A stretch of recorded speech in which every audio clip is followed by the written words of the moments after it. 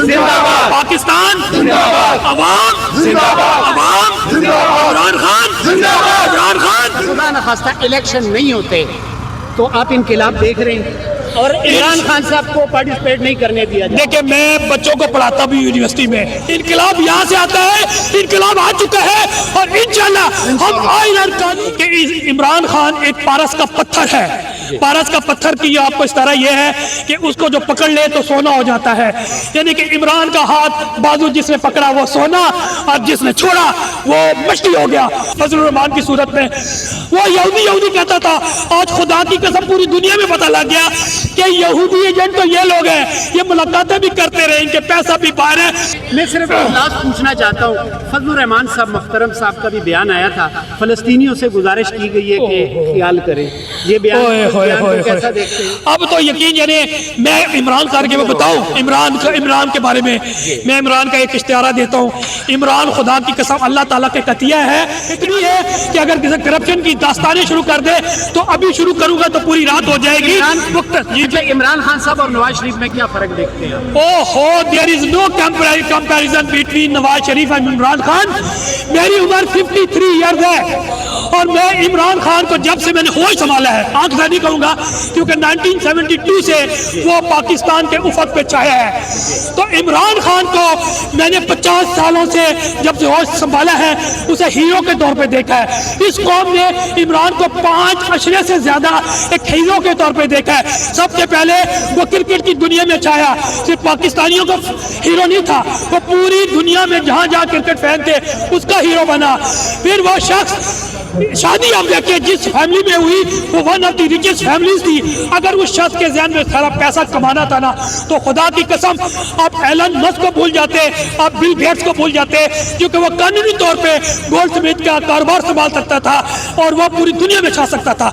लेकिन उसकी सेक्रीफाइस की कहानी शुरू करूँ वो भी लंबी है कि उसने फिर यहाँ पर उसने कहा मैं वेलफेयर का काम करूंगा।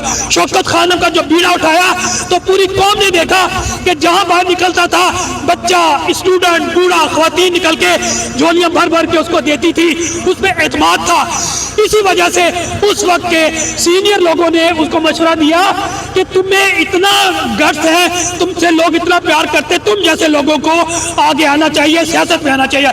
मुख्तसर ये कि शौकत खानम बनाया तो पैरन गन ऑफ एक्सीलेंस बना कि आज तक पूरी दुनिया उसकी तारीफ करती है, उसको दुनिया के तमाम सर्टिफिकेट मिल चुके, एक नहीं दो नहीं, आज तीसरा शौकत खाना जो एशिया का सबसे बड़ा शौकत खानम हॉस्पिटल है वो कराची में ऑपरेटिव होने जा रहा है। उसके बाद एजुकेशन के मैदान में आया, 76 सालों में कोई भी पाकिस्तानी स्कॉलर भी ब्रैडफोर्ड यूनिवर्सिटी का चांसलर नहीं बना। उसकी कहानी सुन लीजिए तो पता लगेगा कि कैसे उसने 8 साल ब्रैडफोर्ड यूनिवर्सिटी का चांसलर रहा। फिर उसने कहा कि मैं पैसा भी नहीं लेता, मुझे सिर्फ डिग्री यहाँ की दो ताकि मेरे बच्चे, मेरे पाकिस्तानी भाई वो डिग्री हासिल कर सके। फिर पूरी कौम ने देखा कि नम्बल में एक दूर अफ्तादा इलाका मियाँ वाली खुद भी रुफ्तादा है, उसमें ऐसी बैरन जगह पे बंजर जगह वो बनाया। आज पूरी दुनिया में नम्बल यूनिवर्सिटी का नाम है। फिर एजुकेशन से निकला, कहता मैं पाकिस्तान को अब ठीक करके सियासी तौर पर दूंगा, इसके इदारे ठीक करूंगा, इसे वेलफेयर स्टेट बनाऊंगा, मदीना की रियासत बनाऊंगा। फिर देखा एक शख्स चला है, कोई पार्टी, कोई लीडर ये नहीं कह सकता कि मैंने खुद स्ट्रगल करके आई। इवन जुल्फिकार अली भुट्टो भी किसकी पैदावार थी? सिकंदर मिर्जा की, अयूब की। लेकिन एक वही शख्स था कि जनाब उसने खुद पाकिस्तान तहरीक इंसाफ की एक पार्टी को बुनियाद रखा 96 में और अकेला चला। लोग मजाक उड़ाते थे, आप जैसे लोग, हम जैसे लोग, कि ये तांगा पार्टी है, ये भी अजहर खान जैसा हाल होगा। लेकिन उसने हिम्मत नहीं हारी। उसमें तो मैं मुख्तसर कहूँ, he is brave, he is courageous, he is honest, he is self interest, उसका सेल्फ इंटरेस्ट ही नहीं है, वो सेल्फलेस आदमी है, वो बहादुर है, वो पाकिस्तान का बेटा है, वो मुसलमानों का बेटा है, वो पाकिस्तान का दर्द रखे है। उसकी तारीफ में यकीन करें लोग आने वाले किताबें लिखेंगे। मुझे पता है माशाल्लाह अल्लाह ने आपको एनर्जी दी और अल्लाह आपको मजीद एनर्जी दे, बहुत अच्छा बोलते हैं। मैं सिर्फ लास्ट पूछना चाहता हूँ, फजलुर रहमान साहब मुहतरम साहब का भी बयान आया था, फलस्तीनियों से गुजारिश की गई है कि ख्याल करें, ये बयान को कैसा देखते हैं? अब तो यकीन यानी मैं इमरान खान के बताऊं, इमरान के बारे में میں عمران کا ایک اشتہارہ دیتا ہوں. عمران خدا کی قسم اللہ تعالیٰ کے قطیہ ہے کہ اللہ کی طرف سے اس کو عزت ہے.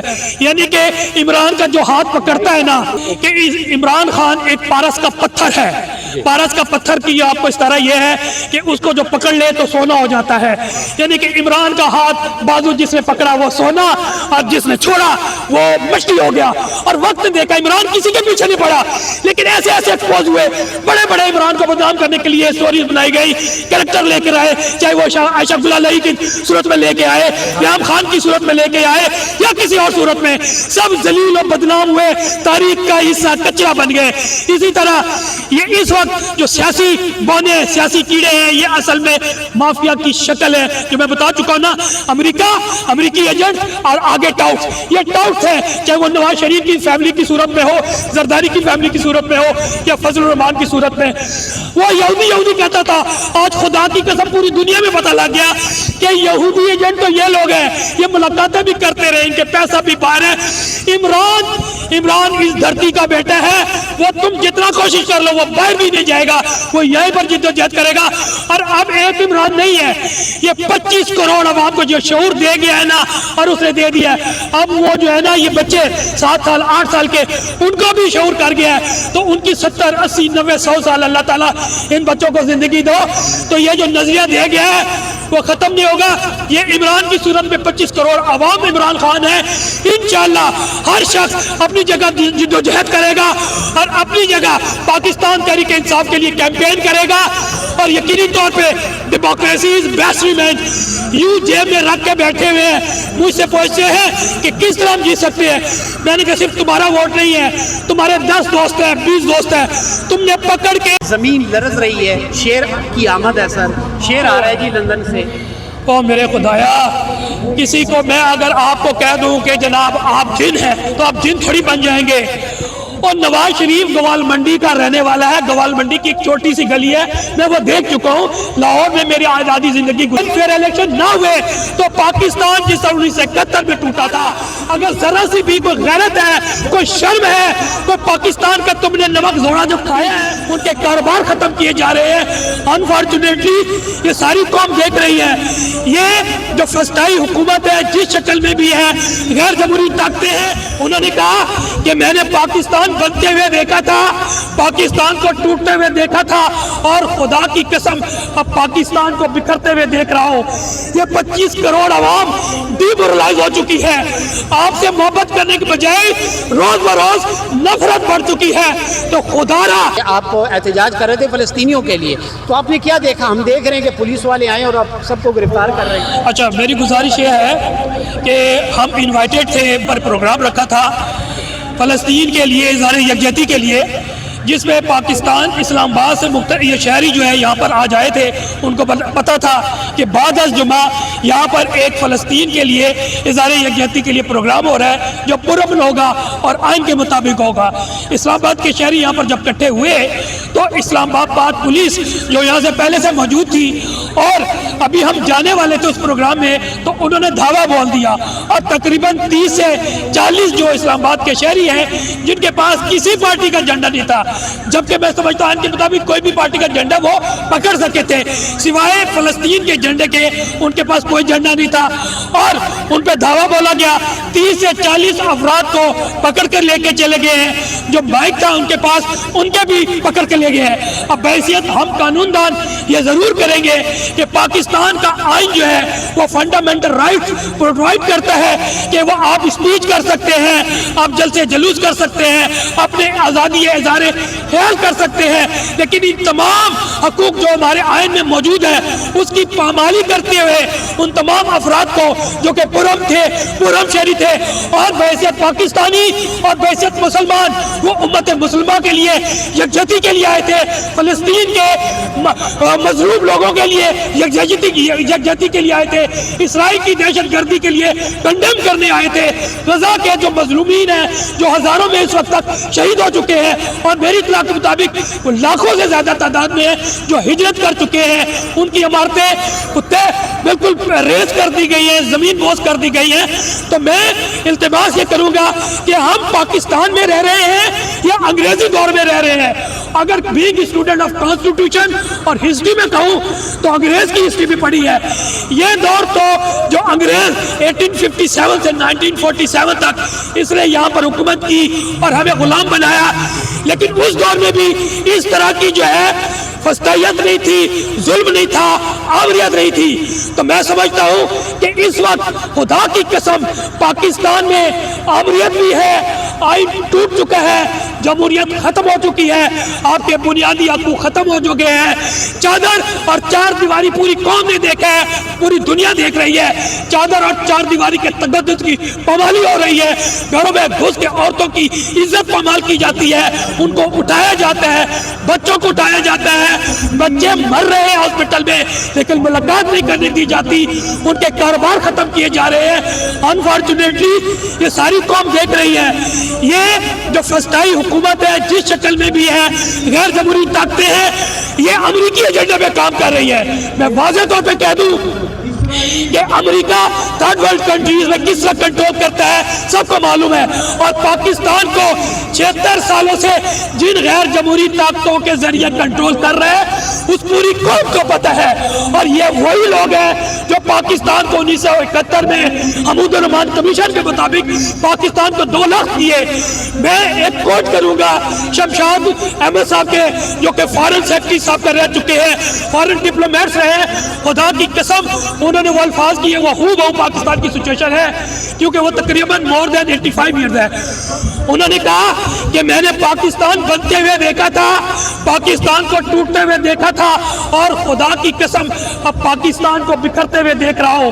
یہ 25 کروڑ عوام ڈیمورلائز ہو چکی ہے. آپ سے محبت کرنے کے بجائے روز بروز نفرت بڑھ چکی ہے. تو خدا را اگر ذرا سی بھی کوئی غیرت ہے, کوئی شرم ہے, کوئی پاکستان کا تم نے نمک زوڑا جو کھایا ہے, حرام تو تم نے کیا ہے, ایک بھی رتی برابر تم نے حلال کا رزق کھایا ہوا ہے, تو خدا کی قسم شرم کرو. ان کو فنڈامنٹل رائٹس تو دو تاکہ وہ پاکستان کے لیے کام کر سکے. پاکستان اب اس طرح نہیں چل سکتا. پاکستان میں فری اینڈ فیئر الیکشن ہونے ضروری ہے. اگر خدا نہ خواستہ پاکستان میں فری اینڈ فیئر الیکشن نہ ہوئے تو پاکستان جس 1971 میں ٹوٹا تھا, اسی طرح جو گریٹ گیم کا حصہ آپ سب کو پتہ ہے, میں اس میں ڈیٹیل میں نہیں جانا چاہتا کیونکہ یہاں مختصر سی بات کرنی ہے.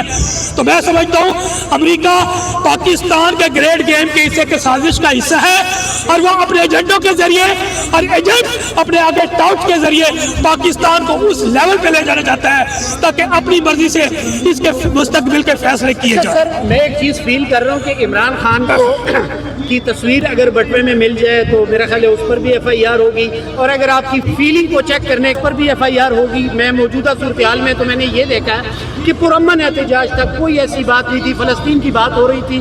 تو جو آپ نے دیکھا, اور دوسری طرف بھی ایک جلسہ ہو رہا ہے, وہاں پر کوئی کارروائی نہیں ہے, آپ یہ دیکھ رہے ہیں. بالکل میں یہی کہنے لگا. مختصر یہ کہ ویسے میں اس جلسے میں ہی انوائٹڈ ہوں, ڈاکٹر بابر وان صاحب ہیں اور میں انوائٹڈ تھا, اور یہ میرے دوست یار میرے ساتھ تھے, ہم نے اس میں شامل ہونا تھا. اب دوسری طرف آ جاتے ہیں کہ یقینی طور پہ آئین اور قانون کے مطابق ایسی کوئی کلاس نہیں ہے کہ کسی پارٹی کا جھنڈا پکڑنا, کسی پارٹی کے لیڈر کی تصویر رکھنا یا اپنے خیالات کا اظہار کرنا نہ آئین کے مطابق کوئی جرم ہے, نہ قانون کے مطابق جرم ہے, اور نہ ہی اس طرح کی کوئی پروسیڈنگ ہو سکتی ہے. لیکن 16-17